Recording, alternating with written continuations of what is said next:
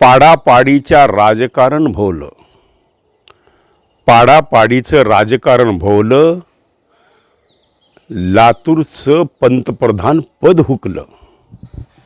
होय, हे मी स्पष्ट बोलतोय. कारण शिवराज पाटील चाकूरकर, विलासरावजी देशमुख, शिवाजीराव पाटील निलंगेकर, गोपीनाथराव मुंडे, अशोक चव्हाण, कितीतरी नावं सांगू, पंकजा मुंडे, बरोबर का नाही, रावसाहेब दानवे, किती नावं सांगू मी तुम्हाला, की हे सगळे पाडापाडीच्या राजकारण भोवलेली माणसं आहेत. लक्षात ठेवा बंधू आणि भगिनींनो. आणि विशेष म्हणजे जास्त करून लातूरमध्ये जरा महाराष्ट्रापेक्षा जास्त राजकारण खेळलं जातं हे लातूर जिल्ह्यात. कारण या लातूरला एक राजकीय वारसा आहे बंधूंनो.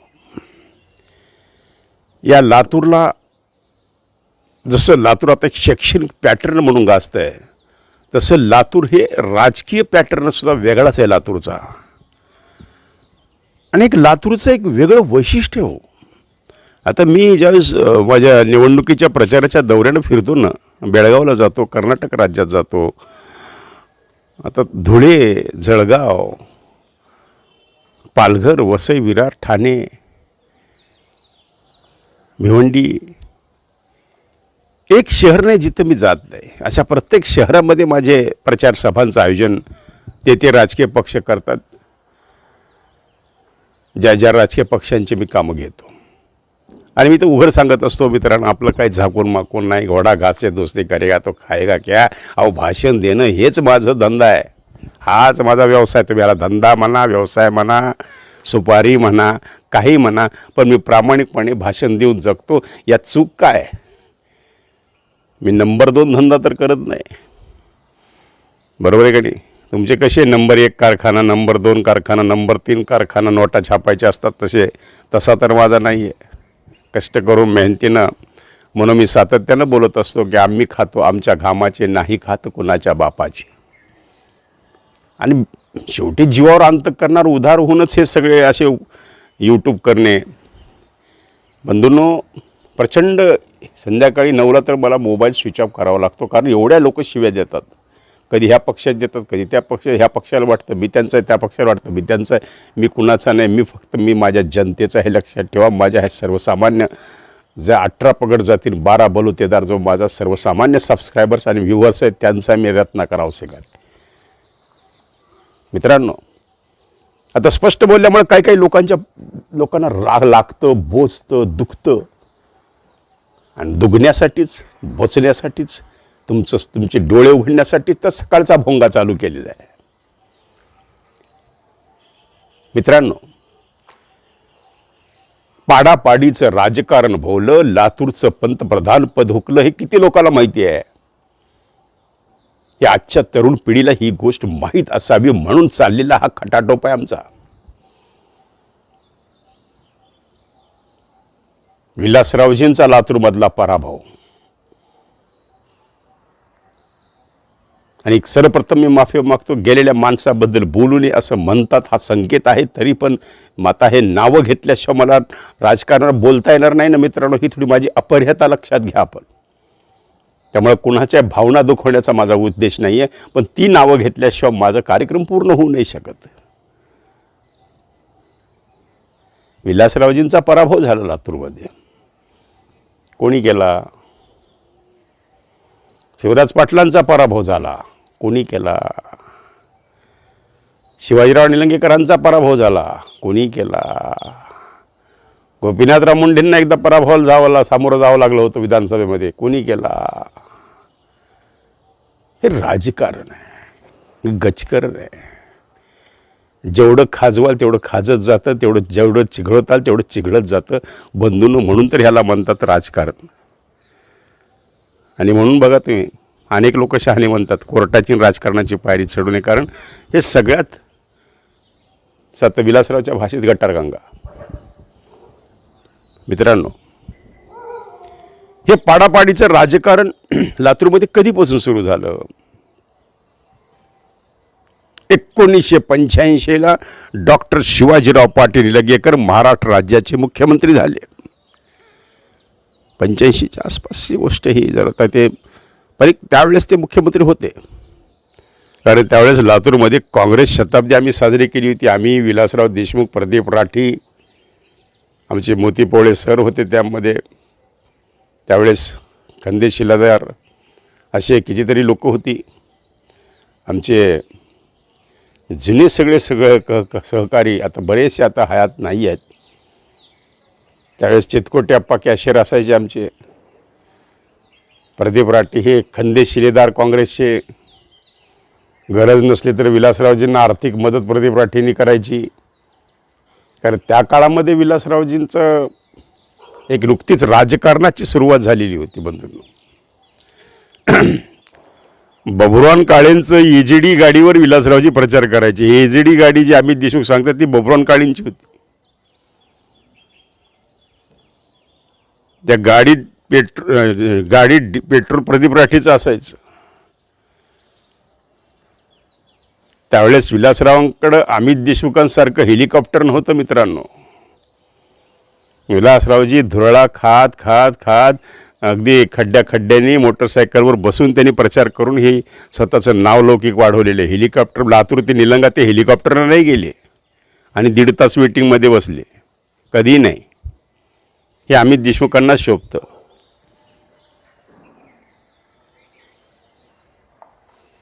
पण या पाडापाडीच्या राजकारणाचा बळी जर कोण गेला असेल, या पाडापाडीच्या राजकारणामध्ये जर नुकसान कुणा झालं असेल, हे लातूर हे गाव नावाचं झालेले, या गावाचं झालेले हे लातूर हे कपाळ करंट आहे असं मी स्पष्ट बोलतोय. लातूर फुलायला लागलं होतं, लातूर फळायला लागलं होतं, लातूरमध्ये विकास वाढत होता आणि विलासरावजी गेले. आहे का कपाळ करंट? शिवराज पाटलांचा पराभव झाला, पंतप्रधान पद हुकलं त्यांचं. कारण त्यावेळेस सोनियाजी गांधींना आदरणीय शरदचंद्रजी पवार साहेबांनी, जे सध्याचे चाणाक्ष बुद्धिमान राजकारणी, महाराष्ट्राचे बाप शरद पवार साहेबांनी विरोध केला.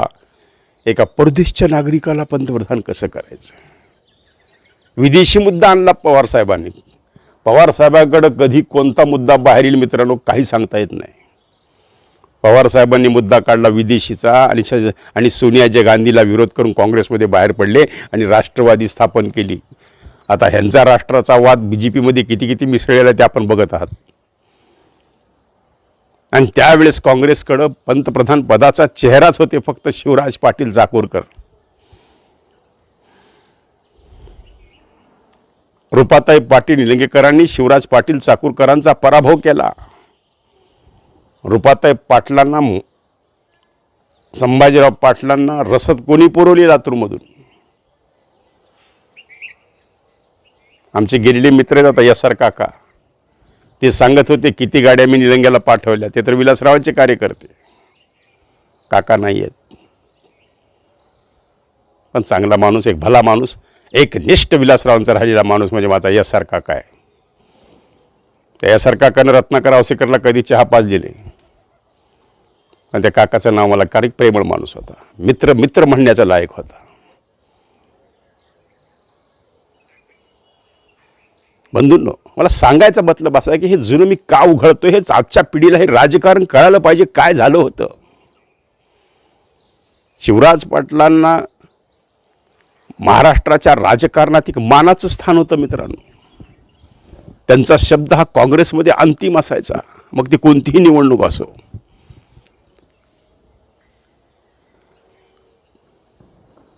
बरोबर आहे का नाही? कुठंतरी शिवाजीराव पाटील निलंगेकरांना विलासरावजी हे आपले राजकीय शत्रू आहेत अशी भावना निर्माण झाली होती ह्या जिल्ह्यामध्ये. दोघंही काँग्रेसचेच, पण शिवराज पाटील निलंगेकर, विलासरावजी आणि गोपीनाथराव यांचं अंतर्गत एक वेगळंच राजकीय समीकरण चालू होतं. आणि सहसा या पाडापाडीच्या राजकारणामध्ये शिवराज पाटील सहसा कुठं नसायचे. त्यांचं आपलं एक वेगळं स्टेटस होतं. ते आपलं काय बोलायचं आणि काय बोलायचं नाही याचं चांगलं ज्ञान आणि चांगली जाण असलेला नेता म्हणजे शिवराज पाटील चाकूरकर. मला एके दिवशी म्हणले, तुम्ही फार बोलता.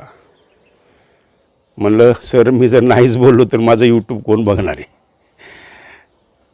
बरोबर आहे ना. तर शिवराज पाटील साहेब एक असं बहुआयामी व्यक्तिमत्व, अभ्यासू, पुस्तकामध्ये स्वतःला गुंतून ठेवणारं आणि विजय झाला म्हणून कधी आनंदानं हुरळून गेले नाहीत आणि पराभव झाला म्हणून कधी दुःखानं खचून गेलेले नाहीत. हे असं व्यक्तिमत्व, त्यांचं नाव आहे शिवराज पाटील चाकूरकर. आता आज चाकूरकर शिवराज पाटील हे नाव का गाजतंय, का चर्चेत आलेलं आहे 8 दिवसात? त्याला एकमेव कारण अर्चना पाटील चाकूरकरांची अमित देशमुखांच्या विरोधात असलेली उमेदवारी. बरोबर आहे ना. साहजिकच तो ब्रँड आहे शिवराज पाटील. ह्या ब्रँडच्या नावाखाली अर्चनाताईंना ओळख आहे. अर्चनाताईंची आज ओळख हीच आहे की त्या शिवराज पाटलांच्या सुनबाई. इथून आता त्या घडत जातील, इथून त्यांचं नेतृत्व वाढत जाईल, इथून फुलत जाते. एखाद्या ते निवडून येतील, आमदार होतील, मंत्री सुद्धा होण्याची शक्यता आहे मित्रांनो. अमित देशमुख भागो. बहुत बढ़िया राजकारण चल रहा है लातूर का.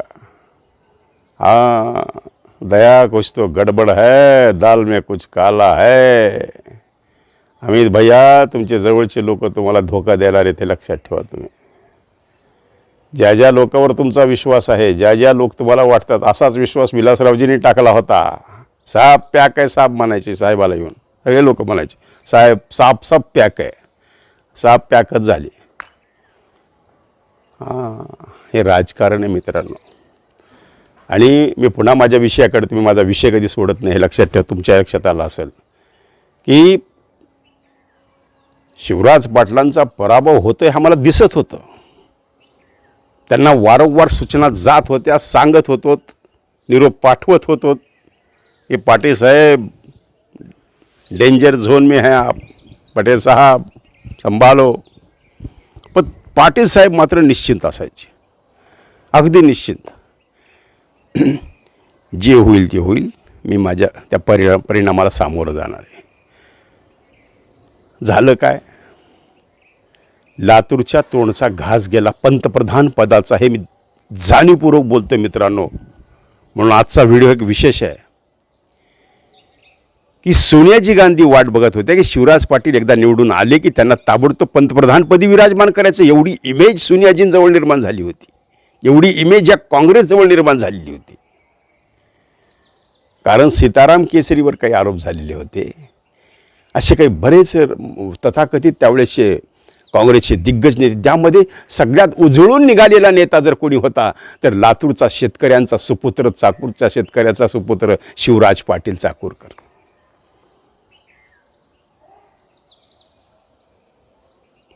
क्षणभर शिवराज पाटलांचा पराभव झाल्यास मन हेलावलं की अरे पंतप्रधान पद हुकलं, लातूरचं पंतप्रधान पद हुकलं.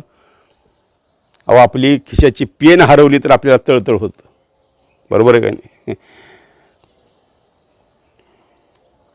आणि या माणसाला पंतप्रधान पद जाऊन सुद्धा अगदी रिलॅक्स लातूरला निघण्याची तयारी सुरू झाली. मागच्या व्हिडिओत मी सांगितलेलं सुद्धा आहे.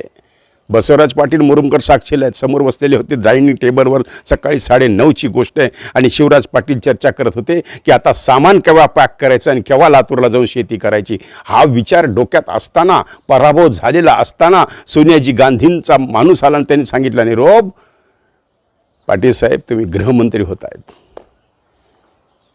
हे कमवायला फार फार मोठं मन लागतं, फार मोठी बुद्धिमत्ता लागते.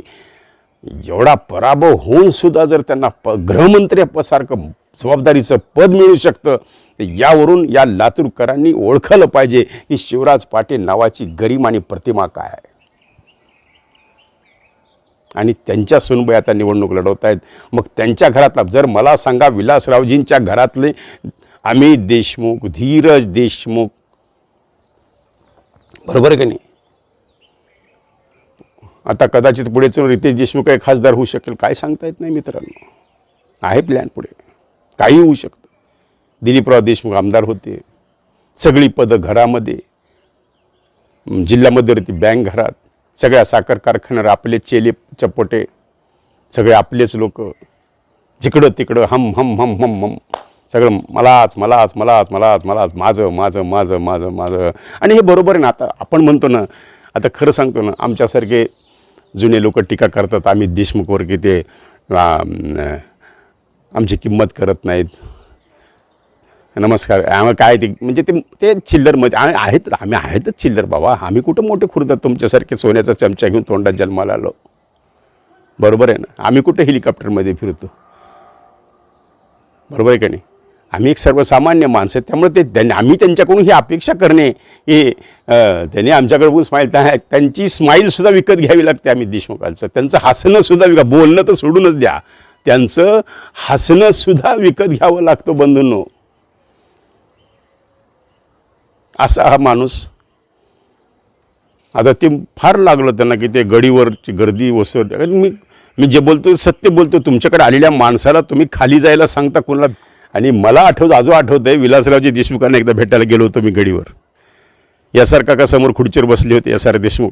विलासरावजी मला पाहताच एस.आर. देशमुखांना सांगितलं, औसेकरांना खुर्ची द्या. हा मान त्या गडीवर औसेकरचा होता अमित देशमुख. ही ट्रीटमेंट जर तुमची ज्येष्ठ नागरिकांना असेल, ही ट्रीटमेंट जर तुम्ही सर्वसामान्य माणसाला असेल, तर तिथं जाणाऱ्या गोरगरीब शेतकरी, सामान्य शेतमजुराची काय हाल असतील. त्याला तर अपॉइंटमेंटच मिळत नाही. बघा तुम्ही प्रयत्न करून तुम्हाला भेट देतात का? नाही देत नाहीत भेट. कारण त्यांच्यातला एक इगो, एक बाणा, एक मी म्हणजे काहीतरी जगा वेगळा आहे. पण अमित देशमुख साहेब, तुमची शीट धोक्यात आहे. मी स्पष्टपणे सांगतो. लातूरच्या जनतेनं आता ठरवलेलं आहे की 15-15 वर्ष आम्ही तुमच्या हातामध्ये परिवर्तनाची सत्ता दिली होती की काहीतरी करावं, तुम्ही काहीतरी द्यावं, लातूरला आणावं. पण तुम्ही लातूरला वेळच देत नाही. जर 365 दिवसापैकी फक्त 62 दिवस तुमचा लातूरमध्ये दौरा असतो, यावरून तुम्ही विचार करा की आमदार म्हणून आपलं काय योगदान आहे. नक्कीच तुमचं साखर कारखानदारीत योगदान आहे. नक्कीच तुम्ही विधानसभेत आवाज उठवता, नक्कीच तुम्ही प्रश्न मांडता. कोणते? फक्त साखर कारखानदारीच्या संदर्भातले प्रश्न आपले असतात. जिथं आपल्या कंपन्यांचा फायदा आहे, जिथं सबसिडी मिळवून घ्यायची, तेवढीच भाषणं फक्त आपली असतात. एका सर्वसामान्य लातूरचा प्रश्न आपण कधी उचललेला आहे? निवडणुकीच्या तोंडावर फक्त कचऱ्याचा प्रश्न उचलला. त्या कचऱ्यामध्ये सुद्धा आपलं हित होतं, याची सुद्धा माहिती आम्हाला लागलेली आहे. कारण अमित देशमुखांना काय वाटतं मित्रांनो, की माझा भरपूर स्टाफ आहे. पैसे वाटप करायला त्यांचा कारखान्याचा स्टाफ असतो, प्रचाराला त्यांचा स्टाफ असतो, सभेला माणसं नसतील तर सगळ्या स्टाफला चक्क तंबी असते. आज ऑफिसला जाऊ नका पण सभेला या.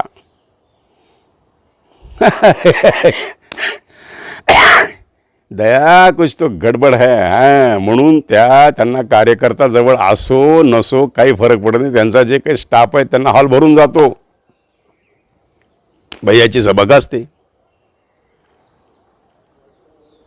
हे पाडापाडीचं मी पुन्हा भैयावर काल तर पुन्हा माझ्या विषयाकडे यायचं आहे की मी माझा विषय सोडत नाही की शिवराज पाटलांचं पंतप्रधान पद हुकलं.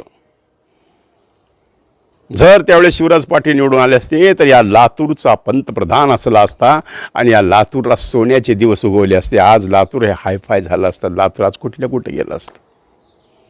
मोदी पंतप्रधान झाले, बघा जाऊन त्या गुजरातमध्ये किती प्रकारचे प्रकल्प आले, किती मोठ्या विकासाच्या योजना आल्या. शेवटी पहिला घास लातूरला, हे विलासरावांचंच वाक्य आहे.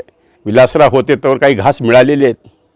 आम्ही विलासरावजींच्या या विकासाबद्दल काही बोलू शकत नाही, कारण लातूरकर त्यांच्या ऋणात आहे की लातूरला जे काही आज आहे ते विलासरावजींमुळे. पण ह्या 15 वर्षात अमित देशमुखांनी का आणलं हे लातूरकरांनी सांगावं. आणि जर मतं मागायला तर अमित देशमुखांना लातूरकरांनी विचारावं की तुम्ही काय दिलं. पाडापाडी, या पाडापाडीच्या राजकारणाचे अनेक लोक गेलेले आहेत, बरोबर आहे का नाही. गोपीनाथराव मुंडे आणि विलासरावजींचं सेटलमेंट राजकारण असायचं लातूरमध्ये. रेणापूरमध्ये विलासरावनी त्यांना मदत करायची आणि लातूरमध्ये गोपीनाथरावनी त्यांना मदत करायची. मग अमित आपल्या ह्या विलासरावजींच्या समोर उमेदवार कोण द्यायचा हे गोपीनाथराव मुंडे ठरवायचे की एकदम कमकुवत, आणि शक्यतो शिवसेनेला जागा सोडून टाकायची. मग आपल्या शिवसेनेचे 2-3 उमेदवार ठरलेले आहेत. फिर वही दिल्ला याऊ चाललंय. साहेब आले निवडून, त्याच दिवशी फटाकड्या उडवल्या जायच्या, आले साहेब. ती परिस्थिती आत्ता नाही आहे. अमित देशमुख साहेब, हे जाणीवपूर्वक मी तुम्हाला सांगतो की वातावरण ते नाही आहे आज तेवढं फेवरेबल तुम्हाला. मी म्हणून देवेंद्रजींचं मी अभिनंदन करतो की देवेंद्रजी, तुम्ही ज्या पद्धतीने उमेदवारी ग्रामीण आणि शहरात दिलेली आहे त्यावरून देवेंद्रजी मॅनेज नाही, ती वारंवार सांगतो ह्याला एकमेव करा. आता मॅनेजचा मुद्दा खोडून काढलेला आहे. मीच करत असलेले आरोप खोडून काढलेले आहेत की आता BJP मॅनेज व्हायच्या कोणत्याही मूडमध्ये नाही आहे. BJPला विजय आणि विजयच पाहिजे. म्हणून अर्चनाताईच्या बाबतीत वातावरण फेवरेबल झालेलं असं माझा अंदाज आहे. पुन्हा म्हणता लावसेकरनं सुपारी घेतली. लातूर आहे इथं काय, सकाळी लातूर, दुपारी फितूर, संध्याकाळी मोहतूर, म्हणून लातूर. हे लातूरचं राजकारण मित्रांनो हे महाराष्ट्राने तर अख्खा देश पाहायला लागला आहे. आणि सगळं उलगडण्याचं कामच ह्या भोंग्याच्या माध्यमातून मी करतो आहे. विलासरावजींना शिवराज पाटलांच्या कार्यकर्त्यांनी पाडला, हा विलासरावजींच्या कार्यकर्त्यांचा गैरसमज. शिवराज पाटलांना विलासरावजींच्या माणसांनी पाडला, हा शिवराज पाटलांच्या कार्यकर्त्यांचा समज. खरं काय हे त्यांनाच माहिती आहे. बर, कशामुळं एकमेकाच्या पायात पाय घालायचा? काय शिवराज पाटलांना पाडल्यास पुन्हा विलासरावांना त्या ठिकाणी परिवारातला खासदार करायचा होता? बरं, एक गोष्ट नक्कीच आम्ही मानली, लातूरकरांनी विलासरावांचा शब्द कधी टाळला नाही. कोल्हापूरचा पैलवान आणला, त्याला खासदार केलं. बरोबर आहे. एवढा म्हणजे साहेब होते करिश्मा. पाडापाडीचं राजकारण, ह्यानं त्याचे माणसं पडतो, त्यानं ह्याचे माणसं पडतो. महानगरपालिकेत काय होतं आहे, नगर परिषदच्या माध्यमातून काय झालेलं आहे. अक्षरशः एक काळ असा होता की विलासरावांनी काँग्रेस संपून टाकली होती, संपुष्टात अंत्येष्टीच केली ती. 13वा-14वाच घातला होता काँग्रेसचा. चक्क नगर परिषदमध्ये घड्याळ चिवडून आणलं SR काकाचं. आमचे अशोक भोसले, कितीतरी नाव सांग. सुरेश पवार हे कुणाचं प्रॉडक्ट आहे? सुरेश पवार महापौर हे त्यावेळेस घड्याळ. काँग्रेसचा बंडखोर, पुन्हा काँग्रेसमध्ये आले, पुन्हा BJPत गेले, पुन्हा महापौरपद भोगलं, पुन्हा सगळं झालं. आता काय, आता वेगळाच पट्टा त्यांच्या गळ्यात. म्हणजे काय हे सगळं राजकारण कुठल्या दिशेनं चाललेलं आहे. आणि तुम्ही बघा, विलासरावजी नेहमी म्हणायचे माझं मीठ आळणी आहे. हे लातूर गुळणी करणारे लक्षात ठेवा मित्रांनो. हीच मिठाची गुळणी कुणाला गिळणार हे येणारा काळ सांगेल, तुमच्या लक्षात ठेवा. शिवराज पाटलांसारखा एक आदरायुक्त एक व्यक्तिमत्व असलेलं, ज्याला पराभवाचा सामना करावा लागला, लातूरचं पंतप्रधान पद गेल्याची वारंवार खंत मला येते आहे. कारण आज एक लक्षात ठेवा,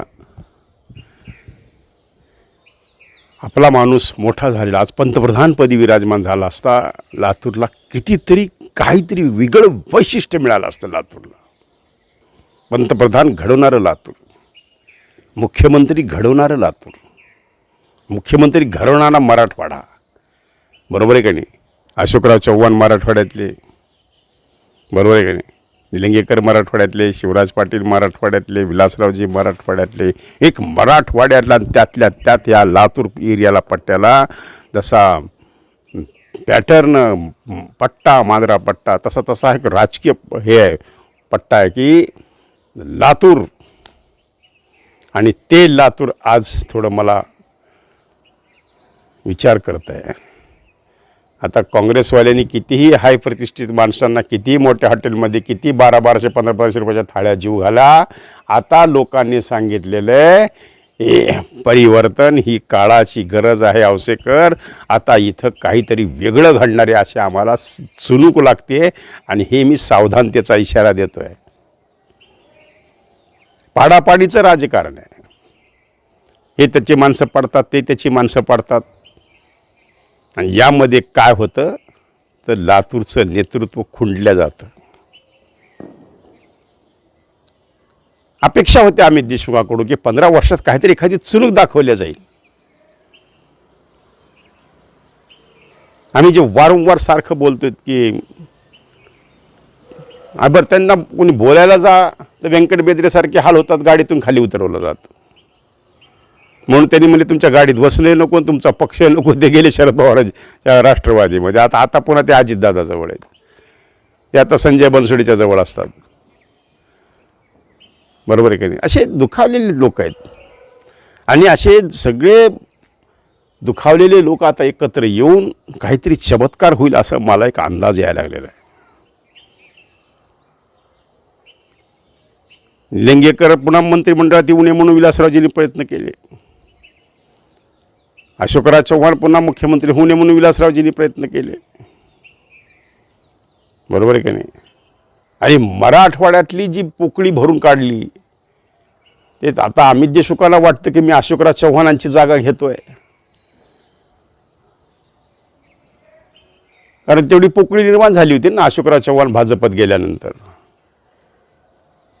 पण त्यांना लातूरमध्ये बांधून ठेवण्यासाठी भाजप यशस्वी झाली का असं मला वाटायला लागलेलं आहे. कारण जर हे दोन्ही सीट गेले लातूरचे काँग्रेसचे, त्याचे परिणाम पूर्ण तालुक्यावर होणार आहेत. लक्षात ठेवा, लातूरच्या दोन्ही सीट धोक्यात. औषधची सीटमधून अभिमन्यू निवडून येऊ शकतात, एक माझा अंदाज आहे. लातूरमधून ग्रामीणमधून रमेश करण आज हा प्रचारामध्ये त्यांनी जोर धरलेला आहे, पुढे सरकलेले आहेत. बरोबर आहे. उदगीरमधून संजय बनसोडे निवडून येऊ शकतो, एक अंदाजा निर्माण झालेला आहे.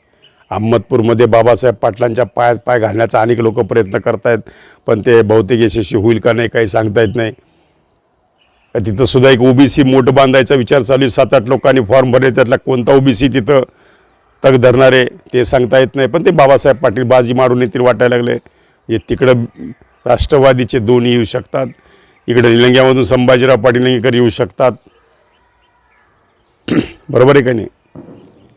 कारण निलंग्यामध्ये किती जरी असलं तर शेवट निलंग्याची लोक लोकसभेला काय केलं ते माहीत नाही, लोकसभेला काय चमत्कार घडला माहीत नाही, पण लोक सांगतात की लोकसभेला आम्ही काही करू पण विधानसभेला आम्ही संभाजीरावसोबत, अशी एक चर्चा निलंग्यात आम्हाला जाणवली. औषधामध्ये अभिमन्यू पवारचं वातावरण चांगलं आहे, मग काँग्रेस आहे कुठं? म्हणून आणि आता हे एक लक्षात ठेवा, मी पुन्हा पाडापाडीचं राजकारण बोलतो. बसवराज पाटील मुरुमकर दुखावलेले, कारण बसवराज पाटील मुरुमकर यांना औषधामधून पाडण्यासाठी कोण कशी रसद पुरवली? अभिमन्यू पवारांना कोणी रसद पुरवली? हे सगळं औसेकरांना माहिती आहे बरं. औसेकर म्हणजे मी रत्नाकर औसेकर तर माहिती, औषा गावच्या सगळ्या लोकांना माहिती आहे की अभिमन्यू पवार कसे निवडून आले. त्यामुळं अभिमन्यू पवार साहेब आपको भी जरा थोड़ा संभाल के रहना चाहिए, कारण आता दिनकर माने यांना निश्चितच देशमुख परिवार साथ देण्याची शक्यता आहे, कारण आघाडीमधून तिकीट गेलेले ना. पण आता प्रश्न असा आहे की श्रीशैल्य उडगे काय करतात? श्रीशैल्य उडगे हे शिवराज पाटलांचे समर्थक आहेत, हे लक्षात ठेवा. कदाचित मधल्या दारानं मागच्या दारानं काय मदत कोण करू शकते, सगळे लोक करतील असे माझा अंदाज आहे मित्रांनो. आता काय व्हायला लागलं माहिती आहे का, या सकाळच्या भोंग्यात बरंच काही मी खरं खरं बोलून चालू, ते सुद्धा थोडंसं अवघड व्हायला लागले हो मित्रांनो. म्हणजे आता तुम्हाला आवडायला लागले, पण आमच्या काही काही मित्राला ते दुखायला लागले बरं का. आता भोंगा किती वेळ वाजवायचा, पाहता पाहता 30 मिनिट होऊन गेले मित्रांनो. उद्यासाठी ठेवूया ना, आपल्याकडे भरपूर आहे बोलण्यासारखं. पण एक खंत मी तुम्हाला जात जाता बोलून जातो, की पाडापाडीचं राजकारण भोवलं, लातूरचं पंतप्रधान पद हुकलं, आणि ते हुकलं कोणामुळं हुकलं आता तुम्ही विचार करा. दिवसभर कोण पंतप्रधान होणार होतं? तर निश्चित शिवराज पाटील पंतप्रधान होणार होते. मग त्यांना कोणी पाडलं? आज दिवसभर तुम्ही विचार करा. बरोबर आहे बंधूंनो? चला उद्या पुन्हा भेटूया सकाळच्या भोंग्यामध्ये नवीन विषय घेऊन. धन्यवाद.